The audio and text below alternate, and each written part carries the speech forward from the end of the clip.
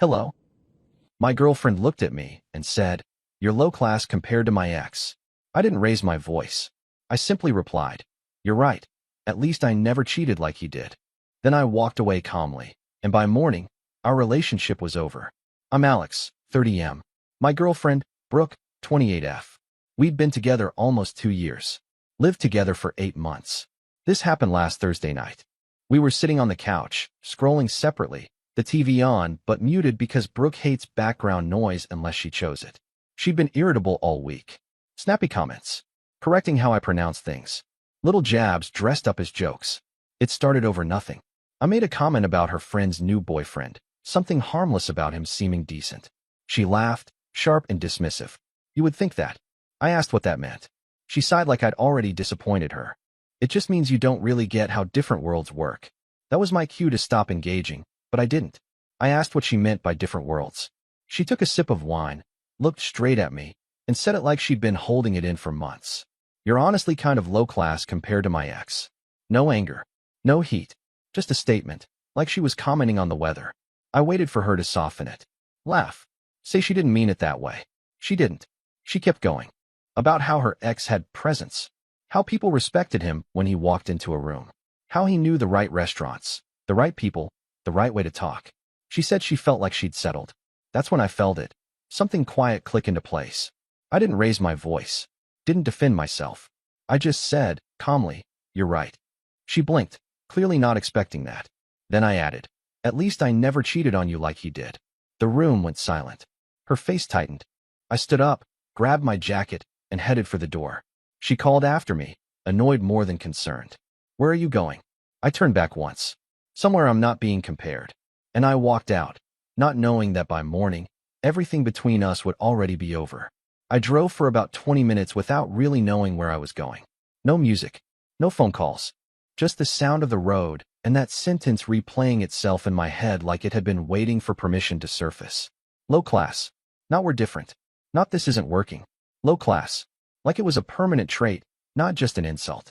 I pulled into a gas station, parked, and just sat there. My hands weren't shaking. That surprised me. I felt clear. Clear in a way that only happens when something finally confirms what you've been quietly avoiding. Brooke had always had a way of comparing. Restaurants, vacations, people. She talked about her ex, Ryan, like he was a benchmark instead of a mistake. The cheating was always framed as a complication, never a deal breaker. Meanwhile, my biggest crime was not fitting into whatever image she wanted to project that week. My phone buzzed. "Brooke, you're being dramatic." No apology. No, that came out wrong. Just irritation that I hadn't stayed to absorb it. Another text came in before I could even lock my phone. "You know I didn't mean it like that." That line again. The universal translator for "I meant it. I just don't like the consequences." I drove to my friend Mark's place. He was the kind of guy who doesn't ask questions right away. Just handed me a beer, nodded at the couch, and let silence do its thing. After a while, I told him what she said. Exactly how she said it. He didn't react dramatically. He just frowned and said, "Man, you don't say that to someone you respect." That word landed harder than the insult. Respect. Around midnight, my phone lit up again. Missed calls now. Voicemails I didn't listen to. I knew the pattern. Tonight would be annoyance. Tomorrow would be panic. I slept on Mark's couch, staring at the ceiling, realizing something uncomfortable but honest. I hadn't walked out because I was angry. I walked out because something in me finally refused to shrink to make someone else feel superior. I woke up on Mark's couch to the smell of burnt coffee and the sound of his dog pacing the kitchen. For a few seconds, I forgot where I was. Then it came back, Brooke's voice, casual and cutting, like she'd been doing me a favor by finally saying it out loud. My phone was face down on the floor. When I picked it up, it buzzed immediately, like it had been waiting. 12 missed calls. A handful of texts sent hours apart, each one shifting tone. "Can you come back so we can talk like adults?" "You seriously left over one comment." "I was just being honest." That last one stuck with me. People love calling cruelty honesty when it lets them punch down without consequences. I didn't reply. I showered, borrowed a clean t-shirt from Mark, and went to work. Sitting at my desk felt surreal, like I was play-acting a normal day while something major quietly collapsed in the background. At 10:06 a.m., Brooke showed up. I know because my phone rang immediately after, her name flashing like it used to mean something urgent. I didn't answer. A minute later, she texted, I'm outside your building. No, please. No, can we talk? Just presence, asserted. I stayed where I was. 10 minutes later, another message came through. This is ridiculous, Alex. I said one thing you didn't like, and you ran away. That's when I realized she genuinely didn't understand why I'd left. In her mind, the comment was just another truth she was entitled to say. My reaction was the problem. Around noon, she sent a voice memo. I listened to it against my better judgment. She sounded tired, annoyed, slightly wounded. She talked about how relationships require thick skin, how I was insecure, how Ryan had never taken things so personally. That name again. Like she couldn't help herself. I deleted the memo halfway through. For the rest of the day, I did my job, nodded through meetings, and felt something solidifying inside me. Not anger, not sadness, finality. By the time I clocked out, I knew I wasn't going back to that apartment to apologize for being insulted, and I was pretty sure she still thought I would. I went back to the apartment that evening knowing she'd be there. Brooke's car was already in the lot when I pulled in. Same spot she always used, angled slightly crooked because she never corrected the wheel. That detail used to be endearing. Now it just felt like proof that nothing had changed on her end. When I opened the door, she was sitting at the kitchen counter scrolling on her phone like she owned the air in the room. She didn't look up right away. So, she said eventually, "You calm now." I set my keys down slowly. I wasn't upset. She scoffed. "Right? You stormed out because you were totally calm." I didn't engage. I grabbed a glass, poured water, leaned against the counter opposite her. She finally looked at me, eyes sharp, already prepared to win an argument I wasn't planning to have. "I was being honest," she said again. "You always say you want honesty." "There's a difference between honesty and contempt," I replied. That annoyed her. I could tell because she straightened up, like she'd been challenged. "God, you're so sensitive," she said. Ryan would have laughed it off. There it was. Again, like a reflex.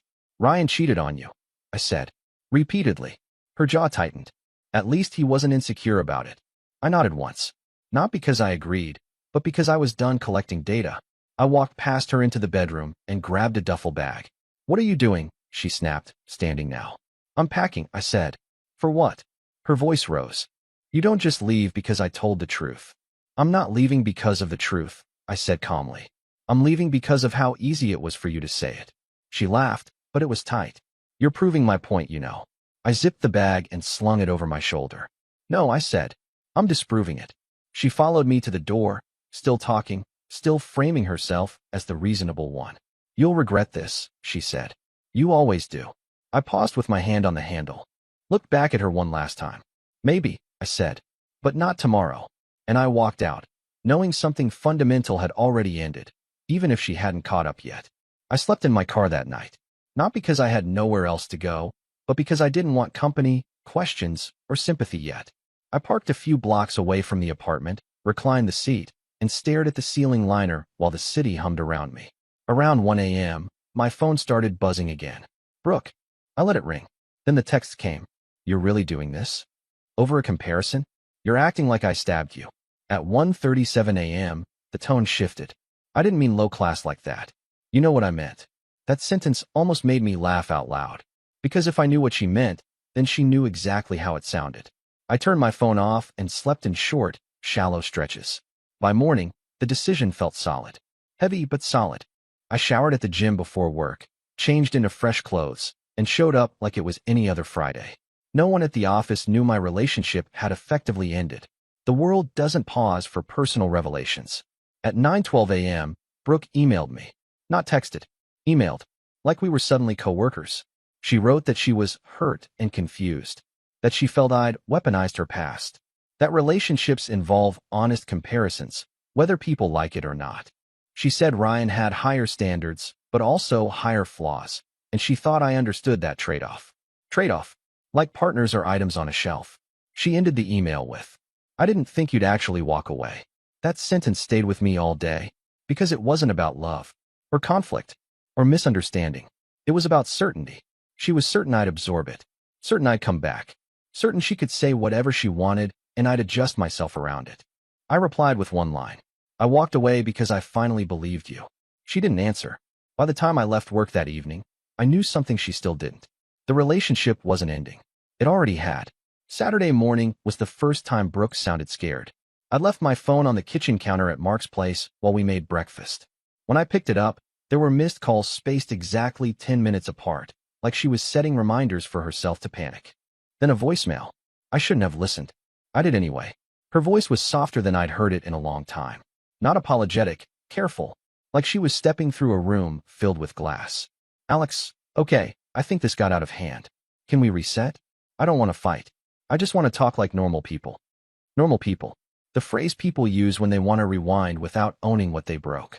I didn't call back. Around noon, she texted. I'm at the apartment. We need to figure out what this means. That sentence bothered me more than the insult had. Figure out what this means, like the relationship was still intact, just temporarily inconvenient. I drove over anyway, not to reconcile, to collect the rest of my things. She was sitting on the couch when I walked in, knees pulled up, wrapped in one of my hoodies. The moment she saw me, her face shifted, relief first, then irritation when she realized I wasn't smiling. You could have answered, she said. I didn't want to talk, I replied, heading toward the bedroom. She followed me. You're acting like I'm some villain. I'm acting like I'm done, I said. That made her snap. Oh please, she scoffed. You're not done. You're sulking. You always do this when you feel inferior. I stopped packing and turned to her. You keep saying that word like it's a fact. It is, she said. Ryan operated on a different level. You're comfortable. There it was again. The hierarchy. The ranking system. I zipped the bag. Then go find someone impressive. She crossed her arms. So that's it. 2 years, and you're just walking away? No, I said quietly. I walked away Thursday night. This is just logistics. She stared at me like she'd never heard that version of events before. By the time I left with the last bag, she was still standing in the doorway, convinced this was a phase. She still thought Sunday would fix everything. She was wrong. Sunday morning came with a kind of quiet that feels earned. No messages. No missed calls. No dramatic last words waiting on my phone. Just silence. And for the first time, it didn't feel like something was about to explode. That didn't last. Around noon, Brooke posted on Instagram. A mirror selfie. Oversized sunglasses. Coffee cup angled just right. Caption about knowing your worth and outgrowing situations that no longer serve you. Comments flooded in within minutes. Heart emojis. Queen energy. You deserve better. Ryan liked it almost immediately.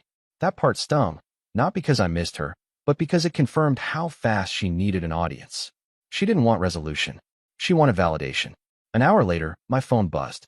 I don't understand how you can just disappear like this. I stared at the message for a while before responding. I didn't disappear. I left. She replied instantly. Same thing. That sentence told me everything. To her, me having boundaries felt like abandonment. Me not accepting disrespect felt like betrayal.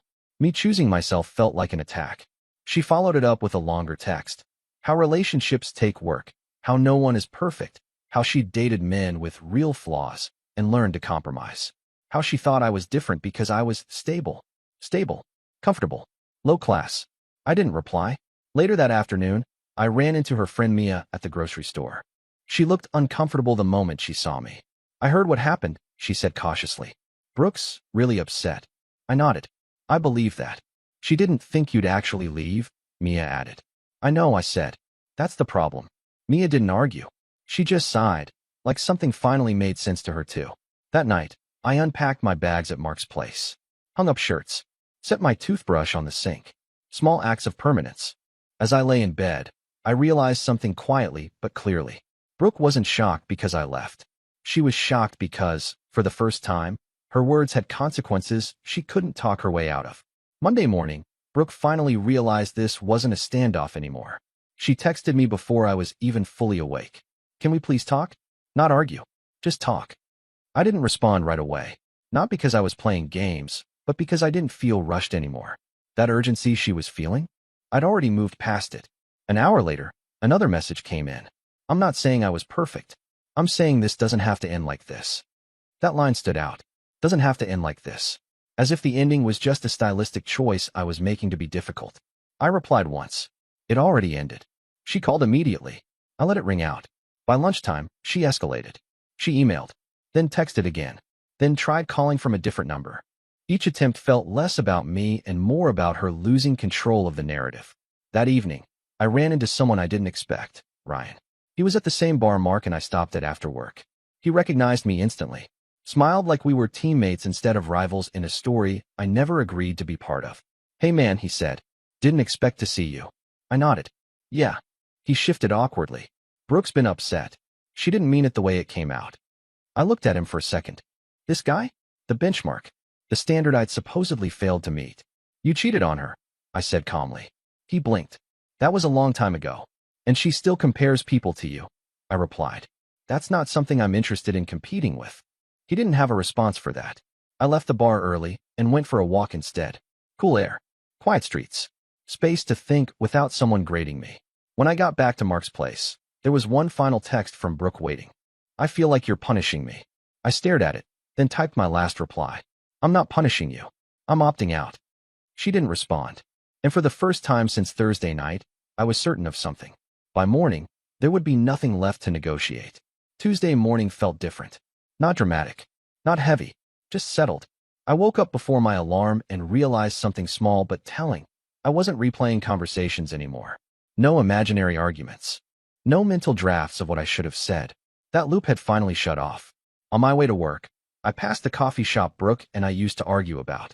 She said it was beneath her. I liked it because they remembered my name.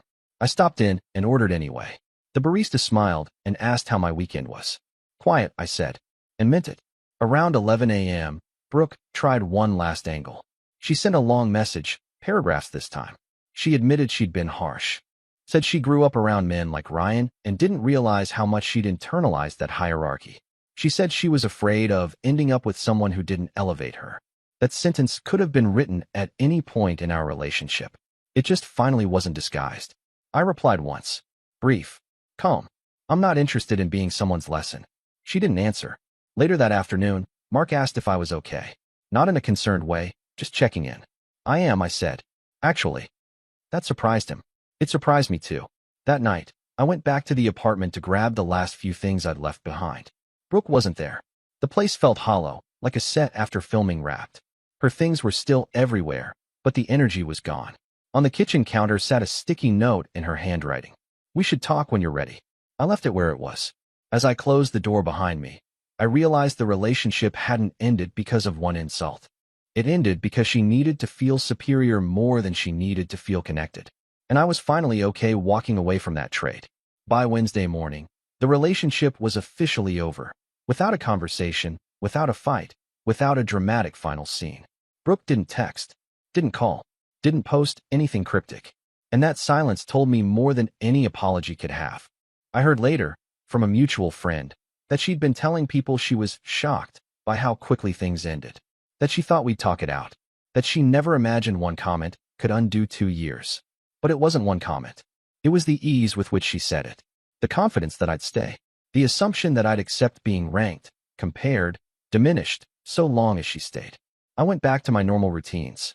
Work, gym, coffee shop she thought was beneath her. Life didn't explode. It expanded. And the strangest part? I didn't feel like I lost something. I felt like I stopped pretending. Stopped pretending that being comfortable was a flaw. Stopped pretending that loyalty needed to compete with image. Stopped pretending that love was supposed to feel like an audition. I never heard from her again. Not directly. The last thing I saw was another Instagram post a week later. A quote about outgrowing people who can't keep up. Ryan liked it again. I smiled, closed the app, and went about my day. Because when she called me low class, she accidentally gave me clarity. And when I walked out calmly instead of arguing, I took something she didn't expect to lose. Myself. Sometimes relationships don't end with shouting or betrayal. Sometimes they end the moment you realize you no longer need to prove your worth to someone determined not to see it. Bye-bye.